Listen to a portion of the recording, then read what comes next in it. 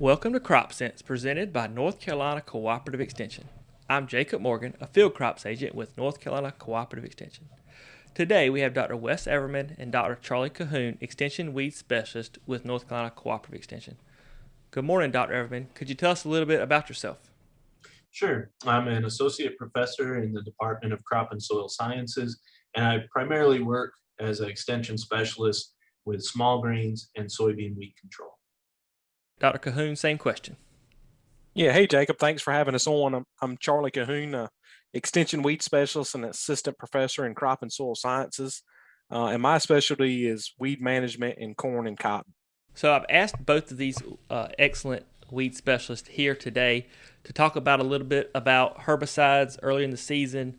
So we started off really wet, and then we started planting, and then it turned off really dry. And so there's some questions we had regarding that. What's our strategy going forward? What are some things we should be concerned about? So first question is the effect of this dry weather has had on our residual herbicides. Is it making them last longer or degrading them faster? I'll tackle that real quick, and I think maybe first we need to kind of split that into two different scenarios, and maybe we'll split it as we go further through it. But first off is, did we plant with a little bit of rain and then it turned dry, or did we plant after all the rain was dry? Or after all the rain had already come and it stayed dry since we sprayed that residual. So we have two kind of scenarios where, maybe we planted, sprayed that got an activating rain, and then it stayed dry ever since, which is probably our best case scenario with this dry weather. And then the worst case scenario would be we planted the moisture, sprayed our and we haven't seen a drop since. So if we sprayed after the rain quit, then this is pretty much doing nothing for us. Is that what I'm hearing you say? Yeah, I mean, essentially, yeah. We wouldn't have that activation. That herbicide wouldn't be in the soil, wouldn't be working on the weeds. Anything that would germinate would be coming up through that herbicide layer and essentially not be affected. You might get a little bit of activity on stuff that's right at the surface, but anything coming up from any depth is probably going to give us problems down the road. If he sprayed and got a half inch of rain to activate it, should it last longer with this dry weather? In theory, yes. It'll depend a little bit on temperature. The cooler weather probably kept it around for us, slowed down the microbes, breaking it down. But yeah, that would be the ideal situation. Actually, that's probably the best case scenario with a right? We plant, we spray that we get enough rainfall to incorporate that herbicide in the soil. It gets down to that germination zone of the seeds, acts on those weeds that may be coming up, and then it dries off. And we just sit there. There's no moisture, so those weeds aren't germinating anymore. When we do get another rainfall, there's probably still enough herbicide in that soil because we'd have reduced microbial activity as well. So we may actually see some extended residual activity in that type of situation. All right, Dr. Cahoon. Should we be concerned about getting residuals activated if we're still planting soybeans? Hopefully, I think most of the cotton's planted, but we'll say people still planting cotton, spraying right behind the planter. Should we be concerned about getting these residuals activated, or if we're coming back with a layby herbicide application with no rain in the forecast? Yeah, absolutely. And that's one of the questions that Wes and I are getting common right now is, I'm looking at my forecast, my extended forecast, and there's nothing above a 25% chance of rain. Is it worth my time to put a residual out? And my opinion on it, and I think Wes would agree, is you're definitely not going to get a residual activated if you don't have it in the tank. Now, with that said, what's that time frame for getting something activated? We would like to see our residuals activated within a week. I would say 10 days max. You just run into an issue of that next flush of weeds coming up before activation if you don't get it activated within that time period. But also something else to consider is maybe not thinking about leaving the residual out completely, but maybe say, okay, I don't have a good chance for rain. So maybe I've got several residual options. Maybe I'll do something a little cheaper because I just don't have a good chance of getting it activated versus my premium residual treatments. Maybe I'll save those when I have a better rain chance. I think that's the way we need to approach this, not taking them out, but maybe making a, kind of a risk-based assessment for their use with no good chance of rain in the forecast. And I would say Charlie's got it right on the head too, because if you don't have it in the tank, you risk getting behind. I'm sure everybody listening to this and remembers, and this has happened in recent years, right? The last few years, we have dry periods where we slow up in the field and then all of a sudden it gets wet, right? And then it rains for a week or maybe two on and off, right? And next thing you know, it's 2 or 3 weeks we haven't been in some of these fields. Those weeds aren't going to wait until we get our residual herbicides out there and get a chance to spray. And if they have 2 or 3 weeks to take off and get growing, we're starting to lose our post-emergence options, especially on Palmer amaranth, right? So we need to have some of that cheap insurance or just some insurance out there in the form of a residual before that happens. So the weed pressure right this minute doesn't seem to be real severe because of the dry weather, but there are some fields that have some weeds. How does this real dry weather, limited soil moisture affect application of our post-emergent herbicides, our Roundups, our Liberties, our 2,4-D, our dicambas, those types of things? That's a good question. So that's another common question we're getting now. In addition to residuals getting them activated, how is this dry weather going to affect post-emergence activity? And it's been well proven that hot, dry conditions make it harder to control weeds. If you think about one of the first things that happens in response to moisture stress is that plant tries to limit transpiration. And what goes along with that natural mechanism of limited transpiration is that cuticle or that waxy outer layer of that leaf gets thick. And the problem with that is that's barrier of entry for herbicide into the plant. So if that barrier gets thicker, it's harder to get some of these herbicides into the plant. And then after that, you have limited translocation because the weeds aren't growing, and it's just becomes much more difficult. And, the systemics are one that we really think about being highly affected by hot and dry conditions, but the contacts as well, they have to cross that cuticle to get into the plant and cause, cell membrane destruction. So it's really something to consider. And another piece to add to that, that's all spot on. But those contacts, you think about like a sickle pod or some of the other weeds that actually close up their leaves, to conserve moisture. And you don't get that leaf contact that you need for control. So it's going to be a little bit species specific. You want to be definitely looking what's out there, how bad they are.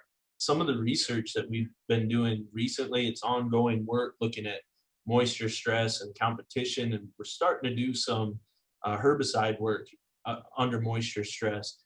What I found interesting, say for example, Palmer amaranth, it doesn't stop growing below ground when it stops above ground. So if we have that moisture stress going on, it actually looks like it's reallocating energy down to the roots, and those roots really take off and grow deep in the soil looking for that soil moisture. So everything said so far is you're probably not going to get as much control spraying, but we're trying to refine this maybe a little bit more in getting some more understanding what's going on physiologically, because once that drought stress is relieved, that Palmer amaranth has a heck of a root structure under it to take back off. And maybe it takes us a few days to get in, but it's got those roots under it to really give it a push and compete with that crop. So hopefully in the next few years, we'll start having a little bit better answered, a little bit more refined feel for what's going on under these droughty conditions. Yeah, that's a great point, Wes. I do say, when a grower asks that question, I'm not discouraging them from spraying, because a lot of times the weeds are still growing, and the bigger they get, the harder they are to control. Some things that I try to get them to take into consideration is, hey, maybe let's spray in the morning before the heat of the day, before things start shutting down for the day, if there is limited moisture. And especially with the pattern we're in right now, where there's not a good chance for moisture in the next 14 days, The moisture situation, although it's bad, it's probably as good as it's going to get in the near future. So pull the trigger while the weeds are small, and know that we may get a little less efficacy, but treating them when they're small is probably more important. Yeah. And then again, I'm going to choose this as the horse I'm going to ride, I guess, in this podcast. But if it starts raining again and we get in a pattern of rain every few days, we might not get in the field for that post spray. So we got to keep that in mind, in the back of our mind as we make these decisions. So stay on schedule. When it's time to spray, spray. So is there something we can do maybe to offset that efficacy issue, increase in the rate, using a different surfactant? Are there any strategies like that someone could implement to maybe help bump that control up a little bit in these trying times? Personally, I would say, you ask 10 people that question, you're going to get 10 different answers, I bet. Generally, I think you can add some stuff to the tank, to heat it up. I guess that, to me, that's how I would look at it as much as anything, right? So like Charlie was saying, if you're spraying in the morning when those plants are open, and you maybe put a little more oil to it, methylated seed oil, something like that, you can heat it up and maybe get a little better burn on the plants. You're just looking to try to burn them off if they're small weeds. If they've got any size to them, it might help a little bit, but it's probably not going to be a long-term solution. But on the flip side, you got to look at what your crop's doing as well, because you add that oil, you're likely to cause a crop response, in my experience. Charlie, yeah, I agree with Wes that it's a trade-off. When you think about, if we got a thicker cuticle, the best way to penetrate that cuticle better is, with the crop oils, if that's an option, the adjuvant option for the product that you're using.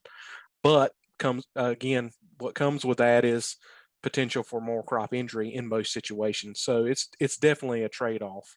All right, so I'm going to ask a question, and if it's not accurate, you can tell me. That's not going to hurt my feelings at all. But it seems like in the past we've had these really dusty, dry spells.